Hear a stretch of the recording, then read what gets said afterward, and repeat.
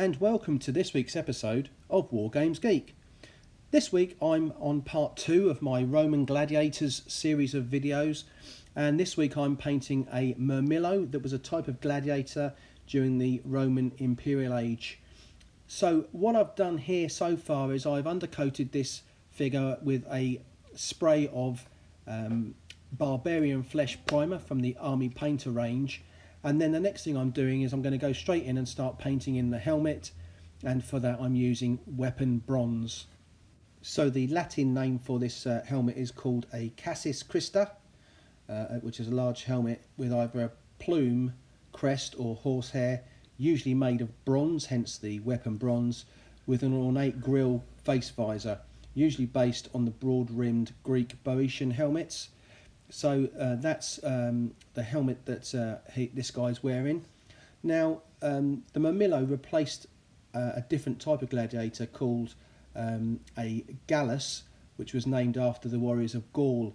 But as the Gauls inhabiting Italy had become sort of well integrated with the Romans by the time of the reign of Augustus, it became undesirable to portray them as enemy outsiders. So the Gallus class gladiator was retired, and this chap, the Murmillo, took his place. So I'm just taking my time here getting the weapon bronze into all of the little recesses there, and I mentioned in part 1, if you haven't seen it already, please do watch part 1. But what I'm doing is I'm going to do two sort of teams of gladiators. So one lot will have red loincloths, and the second sort of 4 figures will have blue, just to identify them as the 2 different teams. So last week's video was the part 1, which was the Retiarius. I've done him with a red loincloth, and what I'm going to do this week is I'm going to do this chap with blue. So what I'm doing now is, again, still using the weapon bronze, is I'm painting in the shin guard, which is made again of bronze or iron, or could have been sort of some other metals. So the Latin word for that is ochria. So this is the ochria that I'm painting in now, this bronze shin guard or shin protector. So what would happen here is obviously he's got his sword in his right hand, so the left sort of side of his body with the shield and the left leg guard would have been the side sort of offered towards the opponent, if you like. So the other leg would have just had the sort of padding rather than the full bronze shin guard. So I'm just taking my time here, trying not to sort of overlap onto the skin colour of the sort of knee and upper part of the leg. So I'm just taking my time here, getting that colour in, and that's starting to take shape. So the next stage then is to move on, and I'm going to do the shield area. The shield was called a scutum, and what I'm going to do here is I'm using plate mail metal, and the areas that I'm highlighting at the moment will all be sort of the raised bits will all be left as plate mail metal. But what I'm going to do is I'm painting the whole shield in. Now this might need a couple of coats because it's a fairly thin paint, and you can just about see the sort of barbarian flesh colour still coming through. So plate mail metal, I'm going to paint the whole thing, and then what I'll do is I'll pick out the 4 corners of the shield in a blue colour, just to identify them as the opposite team to the chap I done last week.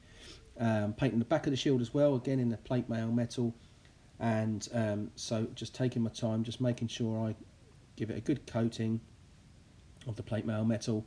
I've just gone a bit off screen there, so I'll bring him back and just sort of show you where I'm at with that. So we'll need a second coat, and so yeah, there we are. That's the shield so far. So just make sure that's all in the corners, into the recesses nicely, and that's the first coat on the shield. So we do need to leave that to dry fully before we give it a second coat, but I'm going to paint in again using the plate mail metal. I'm going to paint in the blade of his sword or gladius, and so the length of the gladiatus was apparently 64 to 81 centimetres in length, with a weight of 1.2 to 1.6 kilograms, and then the handle was made normally of bone. So there we are. I'm just doing the second coat on the scutum, giving that just making sure that's had a nice coat of paint. So just going around the edges as well, and I'll obviously do the back of that as well with a second coat. So just make sure you thin your paints, don't have them too thick, so a couple of thin coats should be sufficient. And that's Just going to go underneath and give the back of the shield, as I say, I'll give that a second coat so you can actually see quite a big difference there, where it definitely does need that second coat of a plate mail metal.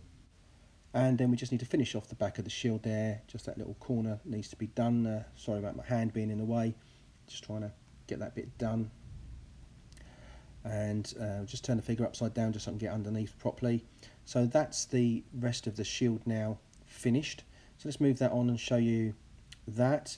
What I've done is I've gone ahead slightly, only because I forgot to press record, but I've painted in his loincloth in electric blue and left the belt area that you can see there. So we'll come back and do that in a moment. So that's had a coat of electric blue. You can see it's quite a sort of decent size loincloth, and hopefully the shading will give that a nice sort of bit of depth when we get around to that part of doing the figure. So next then I'm going to paint in that belt. So the belt I'm using uniform grey, and that was called a Balteus, which isn't too different to belt, is it? Balteus. Leather belt with some decorations and some supplements on it, similar to current boxing belts, so quite a big sort of thick thing, and probably worn a little bit sort of higher up the around the sort of middle of the stomach rather than sort of low slung on your, like you'd wear it on your jeans. So that's that, a Balteus, and yeah, uniform grey.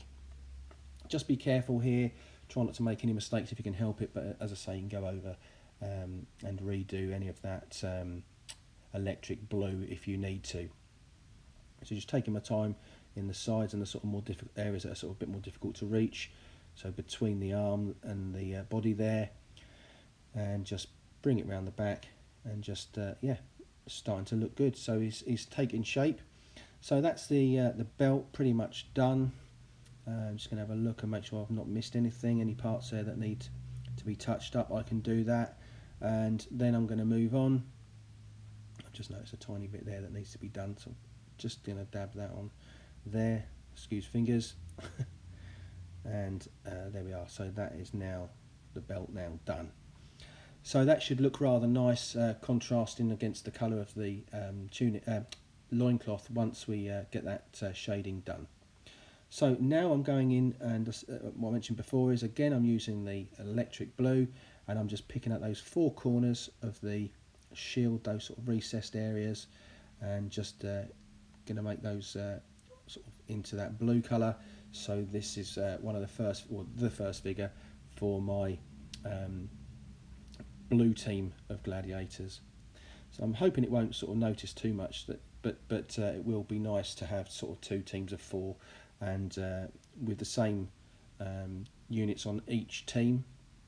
So there we go. I think what I might do at some point is I might actually get a fifth figure for each team, so that it can't actually be a draw. That it can't be 2-2. It'd have to be sort of 3-2 in the battles.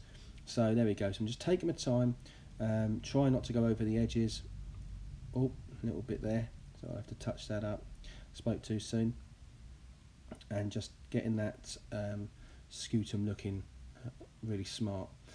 So just a little bit there needs to be done, and the bottom of the shield. So just take your time with this. As I say, it's a little bit fiddly, but will look nice when it's done. So that's almost done now, the shield. What I'm going to do is I'm going to move on to doing the leg protection on the other leg. There's a tiny bit to touch up there, which I shall do off camera, but I'm sure you'll agree it's starting to take shape there. So this is now the padding on the legs. So both legs will have a bit of the padding. The one that's got the bronze leg guard on it, the ochria, underneath that there'll be some padding as well. So there's thick soft padding on both legs, and they were used underneath the ochrias in order to prevent calluses and blisters and sores from forming on the legs, where obviously underneath it will be just bare metal. So this picks up the quick shade really nicely, actually, this padding. As you'll have seen if you saw the previous video, it does go really nicely into the recesses on these figures, and it come out really, really well. I forgot to mention the colour which I'm using is skeleton bone for this, so we'll just go over the top of the foot and the front of the shin there, just to finish that off nicely. Just taking my time where the padding meets the flesh tone colour. And then we'll, as I say, we'll move across to the other leg, and we should do that now. And what we're doing here is there's a tiny bit of this padding showing underneath at the bottom of the ochrea, and it just goes around the sort of bottom of the foot, over the ridge of the top of the foot, and then sort of rejoins around the back. So that's the padding done on both legs. There's not an awful lot of it, as I say, on his left leg. And then what we need to do is we need to make a start on doing it on the right arm, the arm which holds the Gladius sword.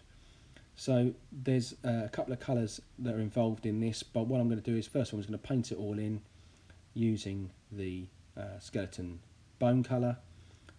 So that's the same as the legs, and you can see there just about there's some lacing on the top of the arm again, which holds the padding in place. So there we are. So this is the other side and the back sort of side of his arm, and what we're going to do is just carry on getting that on, and then we'll colour in for the lacing, and then there's a bit of sort of strapping at the top and the bottom of the gladius arm as well. So there we are, just got to go underneath now into the armpit area, so it's a little bit more fiddly under there, not an awful lot of space, and we'll bring that back out and show you where we're at. Just going to go up there, and then what we need to do is then start painting in the strapping. So there's that bit there, and there's the bit just under the armpit. I'm going to do that in a slightly different colour as well. So looking good, it's getting there. So let's move on then to the next stage. So these gladiators, as I say, I'm going to do, I think altogether I've got 8 gladiators to do.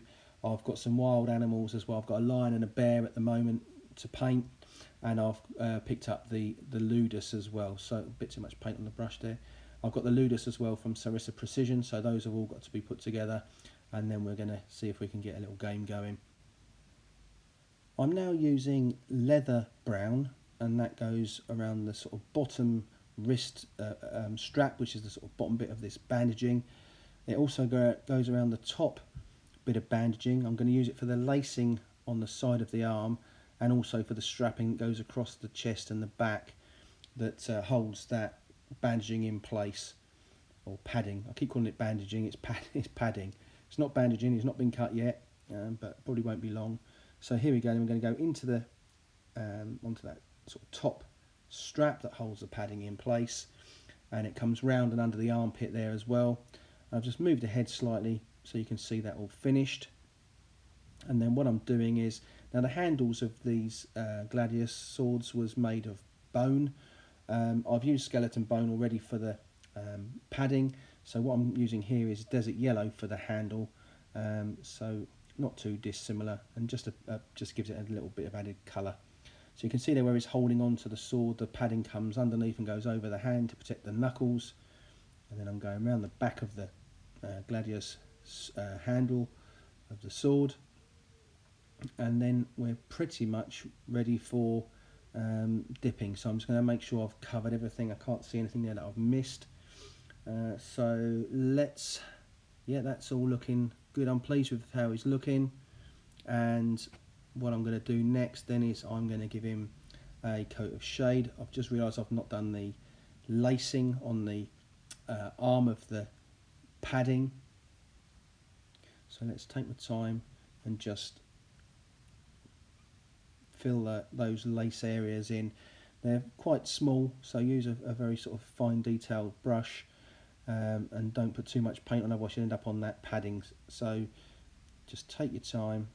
If you do make any mistakes, you can always go back over it, but obviously, you know, we don't want to keep going backwards and forwards unless we really need to. So that's looking good. I'm pleased with that, and I didn't make any mistakes as far as I can see. So yeah, got to be happy with that. So that's the arm done. I'm just making sure I'm happy with everything before he goes into the dip. So that's it done.